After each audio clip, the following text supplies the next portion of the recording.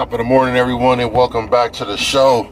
You're now tuned in to Too Real for Mainstream. Today, I'm going to be giving you my brief reaction in response to my thoughts and reactions to the game yesterday evening between the Los Angeles Sparks taking on the Indiana Fever in Indiana. As you guys know, I told you guys ahead of time that would be a tough game for the Sparks going into Indiana. That crowd is tough. That's one of the toughest crowds in the WNBA is them Indiana Fever fans, especially with the new rookie class coming in to the league. So you guys already know how it is. But my thoughts on it, as I said, it turned out just how I thought it would be. If you guys caught my previous upload, I said I had the Indiana Fever 5+ points. So basically, I predicted that the Indiana Fever will win 5 or more points, and that's just what they did. However, even though in that fourth quarter with only about a minute and a half left, there was clearly some. You could tell that the referee was trying to cheat a little bit because if you see with only a minute and a half left, that the referee called a bullshit-ass call on Caitlin Clark when the girl went up for the layup, and then they called the extra foul, even though the girl missed the extra free throw anyway, but it was like only a 2-point lead with about a minute and a half or a little less than a minute and a half left in the game, and the referee had tried to call a BS call, so we could tell that obviously wasn't a Los Angeles Spark referee, but they tried to screw over the referee tried to screw over the point spread in the game last night, but it was still a good game. And then Indiana, even though the referee called a couple of bullshit-ass calls with only about a minute and a half left, and they was trying to get the Sparks back in the game and possibly help the Sparks win the game, the Fever were still able to hold on and win by 5+ more points. I believe the final score was 93-86, so that was pretty much accurate. I was right on point, Also, I think the predictions with the WNBA. I'm not with the WNBA with the casinos and everything. They were on point too, because I think they had it 91-87. What they thought that the score would be at the end. So everything was pretty much on accurate. What did I think about the players in the game? Indiana Fever did just what they were supposed to do. Okay.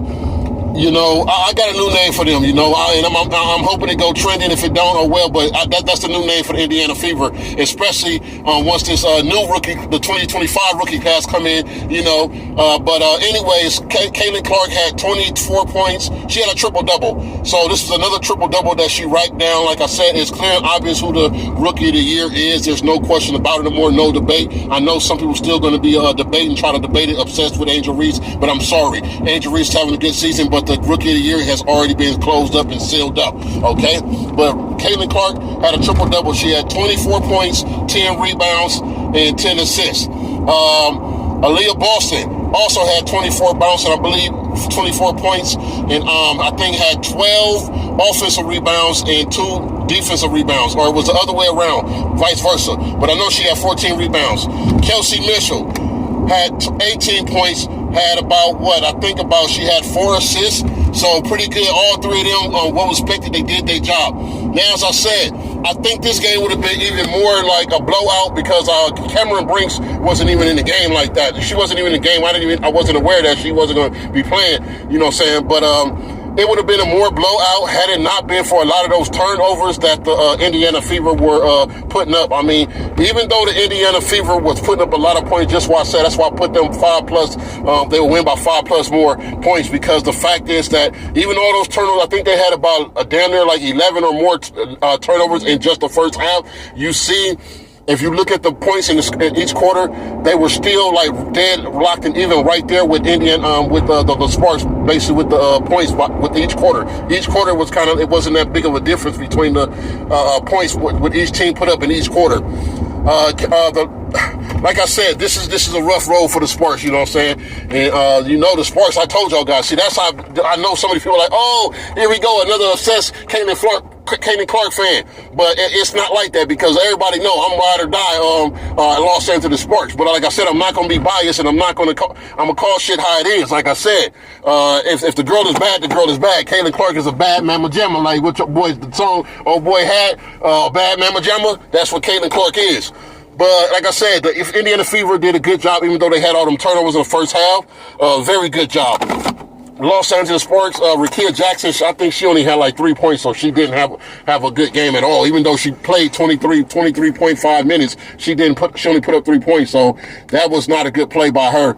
But like I said, the Indiana Fever still won the game, which, like I said, I told you guys, like the next 4 or 5 games, they all got at home, so definitely it was a good game, though, even though it was a lot of turnovers and a lot of bullshit that's caused by the referees. But Indiana Fever did what they need to do, and like I said, I told you guys in this final games of the season is going to be very interesting. We got a lot of key matchups. You know, you got 4 teams racing for a playoff spot. But also, be looking at, as I told you guys, on September 11th, there are going to be some very, very good games because there's going to be a couple of teams matching up that's trying to get into the playoffs. And then there's going to be a couple of teams that's round about almost damn near the same record. So anything is possible. And, you know, saying I can see the Fever may even jump all the way up to the 5th or 4th seed. They could, because the Aces, I believe, only got 21 wins, and I believe or is it 22 wins, 21 or 22 wins, 21 wins, and the Phoenix Mercury have,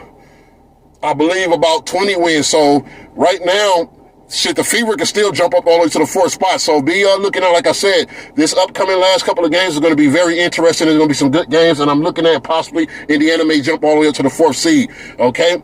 But yes, it was an interesting game. Definitely, they dominated. Hope you guys watched the game. It was a good game. Even though there was a lot of BS calls by the refs and a lot of turnovers by the Indiana Fever, they still did what they need to do. You guys let me know what you think. What do you think about this game? Do you